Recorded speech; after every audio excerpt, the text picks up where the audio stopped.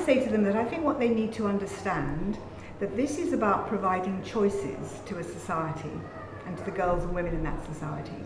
No one is asking you or your girlfriend or your sister or your daughter to have an abortion.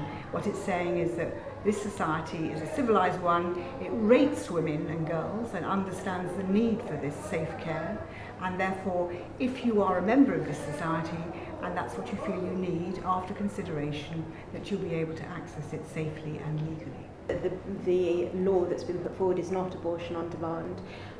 We're very clear that actually the time restrictions and also the grounds restrictions and the way that abortion has to be provided with 2 doctors' signatures mean that this is actually relatively out of step with a lot of other European nations. It's much more harkening back to the law that we passed in the 1960s, and that isn't seen as actually the best practice of care for women, because it restricts their choices and it doesn't rely on them simply saying I don't want to have a child in order to have a legal abortion. So this is, I would say, probably pretty much as far from abortion on demand in a legal setting that you can get.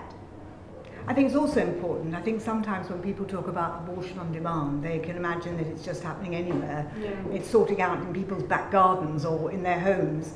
And I think it's important to understand that nobody here is suggesting that it shouldn't be regulated and it shouldn't be carefully delivered. They're just saying that it shouldn't be illegal and that it should be accessible to girls and women so that they don't take drastic steps when they find themselves in that position where they just can't continue with a pregnancy. And I think it's important to say as well that girls and women are already having abortions.